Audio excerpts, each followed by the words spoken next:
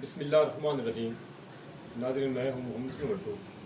ناظرین، آج ہم قوم لوط کی بدعمالیاں اور ان کا خوفناک انجام کے حوالے سے آپ کو بتائیں گے کہ قوم لوط کون تھی، کہاں پر آباد تھی۔ سلطنت اردن کا دارالحکومت عمان سے 80 کلومیٹر کے فاصلے پر دو بڑے سرسبز شاداب شہر تھے، صدوم اور عمورہ۔ وہاں پر یہ قوم لوط آباد تھی اور بہت خوشحال تھی۔ اللہ پاک نے ہر طرح کی ان کو نعمت سے نواز رکھا تھا۔ اس کے بعد سرکش ایسے ہوئی کہ ایسی بدعمالیوں میں مبتلا ہو گئی کہ جن کا پہلے تصور بھی نہیں کیا جا سکتا تھا۔ ہم جنس پرستی میں مبتلا ہو گئی، اور جب یہ بہت زیادہ آگے بڑھ گئی تو اس وقت اللہ رب العزت نے ان کی اصلاح کے لیے، ان کی ہدایت کے لیے اور ان کو صراط مستقیم پر لانے کے لیے اپنے پیغمبر، اپنے نبی حضرت لوط علیہ السلام کو بھیجا۔ جب لوط علیہ السلام ان کی طرف آئے اور ان لوگوں کو ان کی بدعمالیوں سے، ان کے گندے کرتوتوں سے، گندے فعل سے ان کو منع کیا، تو جائے کہ قوم لوط حضرت لوط علیہ السلام کی آواز حق پر لبیک کہتی اور اپنی بدعمالیوں سے توبہ کرتی، بلکہ ہوا کیا کہ حضرت لوط علیہ السلام کے در پہ ہو گئی اور حضرت لوط علیہ السلام کو دھمکیاں لگانا شروع کر دی۔ چنانچہ قرآن مجید میں آتا ہے کہ جب حضرت لوط علیہ السلام نے ان کے یہ گندے کرتوت دیکھے تو فرمایا، کیا تم شرم و حیا سے عاری ایسی قابل نفرت اور گندی حرکت کرتے ہو؟ تم سے پہلے کسی قوم نے جس کا ارتکاب نہیں کیا۔ منہ زور جنسی خواہش کی تسکین ہم جنس مردوں کے ساتھ کرتے ہو، تم بڑے ہی بے دب اور فضول لوگ ہو۔ جب یہ بات سنی اور لوط علیہ السلام کی واضح نصیحت سنی تو انہوں نے آپ کی واضح نصیحت پر کان دھرنے کی بجائے الٹا لوط علیہ السلام کو دھمکیاں لگائی اور کہنے لگے کہ لوط، اگر آپ ہمیں نصیحتیں کرنے سے باز نہ آئے تو آپ کو اس شہر سے نکال دیا جائے گا۔ گویا کہ انہوں نے دھمکی لگا دی کہ آپ باز رہیے ورنہ ہم آپ کو اس شہر سے نکال دیں گے۔ اس کے بعد کیا ہوا ناظرین کہ جب ظلم اور کوئی بھی چیز حد سے بڑھتی ہے تو پھر اللہ اپنا فیصلہ کرتا ہے۔ جب ان کی بدعمالیاں عروج تک پہنچ گئی تو اس وقت پھر اللہ نے اپنا فیصلہ مسلط کیا اور تین فرشتے بھیجے جو حضرت لوط علیہ السلام کی طرف آئے۔ جب لوط علیہ السلام کے گھر آئے تو انہوں نے آپ کے دروازے پر دستک دی، دروازہ کھٹکھٹایا۔ انہوں نے کہا کہ ہم رات گزارنا چاہتے ہیں۔ نوجوان سین و جمیل نوجوانوں کی شکل بن کر وہ آئے۔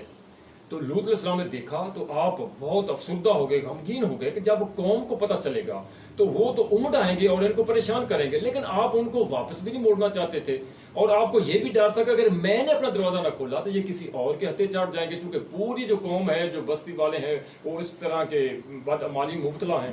تو آپ نے بعد دل نفاستہ اپنا دروازہ کھولا اور ان کو اپنے گھر میں بٹھا لیا۔ اور آگے ناظرین اس سے آگے کی جو دلچسپ بات ہے وہ سنیے کہ آپ کی جو بیوی تھی وہ بھی قوم کے ساتھ ملی ہوئی تھی، وہ کافرہ تھی، مومنہ نہیں تھی، کافرہ تھی۔ جب اس نے دیکھا کہ 3 چاند کے ٹکڑے زمین پر اتر آئے ہیں تو دوڑتی ہوئی اپنی قوم کی طرف گئی اور جا کر کہا کہ آج ہمارے گھر میں 3 نوجوان حسین و جمیل خوبصورت نوجوان آئے۔ جب یہ سننا تھا قوم کا تو امڑ پڑی اور لوط علیہ السلام کے دروازے پر آئی اور کہا کہ دروازہ کھولیے۔ دروازہ توڑنے کی کوشش کی۔ آپ نے بہت سمجھایا کہ آپ ایسا کریں کہ میں جو اپنے بستی کی بیٹیاں ہیں، چونکہ میں ایک نبی ہوں، نبی ہونے کے ناطے میں ان کا باپ ہوں، تو میں ان کی شادی آپ سے کر دیتا۔ تو انہوں نے آگے سے کہا کہ اے لوط، آپ کو پتا ہے کہ ہمیں عورتوں سے، ہمیں خواتین سے کچھ غرض نہیں، آپ کو بہت بہتر علم ہے کہ ہم کیا چاہتے ہیں، لہٰذا ان کو ہمارے حوالے کر دے۔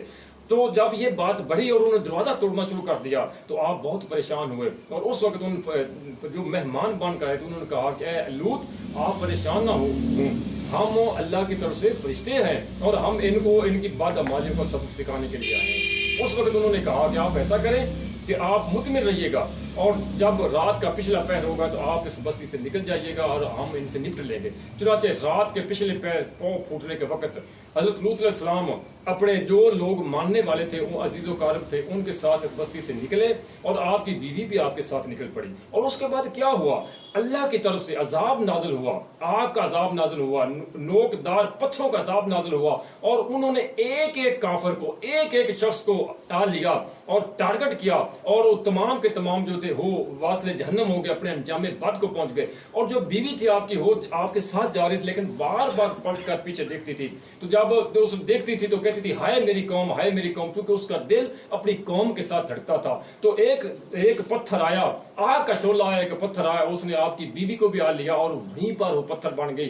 تو ناظرین گویا اس طرح جو قوم لوط تھی وہ اپنی بد عمالیوں کی وجہ سے اپنے انجام بد کو پہنچ گئی اور اللہ کا فیصلہ آ گیا اور اللہ نے اس پوری زمین کے ٹکڑے کو اس جگہ سے اٹھایا اور بحر مردار میں نیچے پھینک دیا، بدبودار گارے میں پھینک دیا اور اس قوم کو صف ہستی سے مٹا دیا. تو ناظرین یہ تھا قوم لوط کی بد عمالیوں کا انجام. ہم سب کو چاہیے کہ اللہ پاک ہم سب پر رحم فرمائے اور ہمیں صراط مستقیم پر چلنے کی توفیق عطا فرمائے. ناظرین اگر آپ کو ہماری یہ ویڈیو پسند آئی ہے تو آپ ہمارے چینل کو سبسکرائب کریں تاکہ ہماری آنے والی ویڈیو آپ تک پہنچتی رہیں. اپنے میزبان محمد اسلم بٹو کو اجازت دیجیے. اللہ